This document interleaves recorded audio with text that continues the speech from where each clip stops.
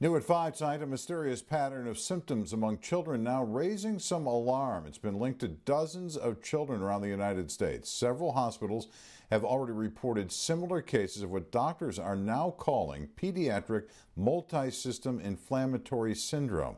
News Channel 3's Shelby Nelson has more on what parents need to know. A warning from officials as a mysterious illness affects more and more children across the United States. Health officials are investigating what they call pediatric multisystem inflammatory syndrome.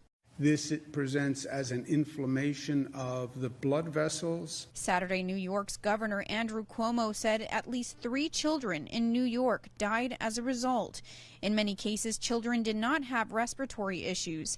Instead, they're symptoms that are similar to a rare disease. Like of Kawasaki's disease, which is a vasculitis, where they get rash that's kind of a classic rash of with involving the tongue and the mouth and the mucosa.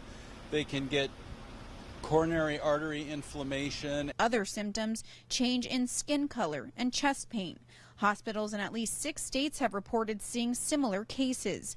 Experts say many of these children are either testing positive for COVID-19 or have its antibodies. We haven't seen any pediatric patients with Kawasaki symptoms, but we've had pediatric COVID patients, and generally they just have a cold or they're a little bit sick and they get better. Eisenhower Health's emergency medical director, Dr. Eutham Contaxis, says typically infants are more at risk. I asked Dr. Contaxis if this could mean that the virus has mutated. I don't think there's evidence that it's mutated significantly since our initial evaluation, but I think what we're doing is, with all these cases, we're seeing the spectrum of how it presents, and it's not a classic presentation. It's still unclear whether the illness and COVID-19 have a direct link. At any rate, parents should be vigilant if they suspect their child is sick. To look for signs that they're not doing well, they're having difficulty breathing, they develop a big rash, or they have trouble feeding.